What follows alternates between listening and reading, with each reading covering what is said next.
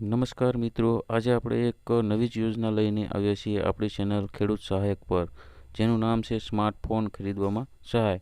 તો આમાં કેટલી સહાય મળશે, કોને મળશે અને કેટલો લાભ મળશે અને આ ફોન ક્યારે ખરીદવો તેના વિશે સંપૂર્ણ માહિતી આ વિડીયોમાં આપવામાં આવશે.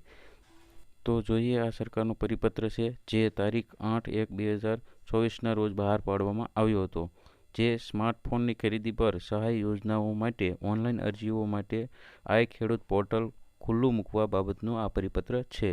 જેમાં લખ્યું છે, જય ભારત સહ ઉપરોક્ત વિષય અન્વયે જણાવવાનું કે રાજ્યના ખેડૂતોને ખેતીવાડી ખાતાની યોજનાઓ ખેડૂતો દ્વારા ખરીદવામાં આવતા સ્માર્ટફોન પર સહાય આપવાની યોજનાનો મહત્તમ લાભ મળી રહે તે આશયથી સ્માર્ટફોન પર સહાય અંગેની યોજના અંતર્ગત અગાઉ તાલુકાવાર ફાળવેલ લક્ષ્યાંકમાં બચત કામગીરી પૂરતા જે તે તાલુકા માટે આઈ ખેડૂત પોર્ટલ તારીખ 9/1/2024ના રોજ સવારે 10:30 કલાકે ખેડૂતો દ્વારા ઓનલાઈન અરજીઓ કરવા માટે ખુલ્લું મૂકવામાં આવનાર છે.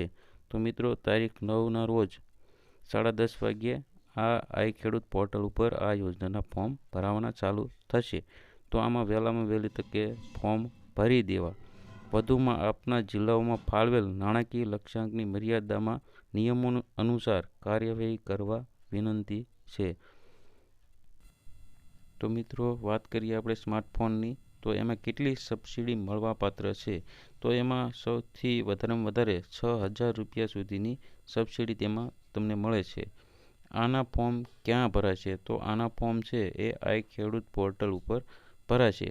આ યોજનાનો લાભ કોને મળશે? તો કે આ યોજનાનો લાભ એકવાર જેમને સ્માર્ટફોન ખરીદી લીધો છે, જેમને આ આઈ ખેડૂત પોર્ટલ ઉપર ફોર્મ ભરી અને ફોન ખરીદ્યો છે, તેમને આ યોજનાનો લાભ મળશે નહીં.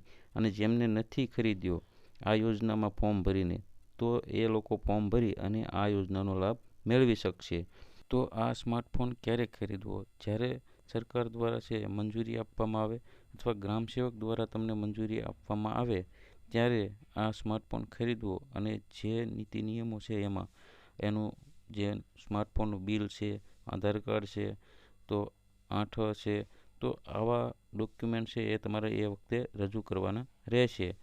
તો જો મિત્રો, આ વિડીયો તમને ગમ્યો હોય, આ યોજના તમને ગમી હોય, તો આ ચેનલને સબસ્ક્રાઈબ કરી દો, લાઈક કરી દો અને બીજા ખેડૂતોને મોકલી દો.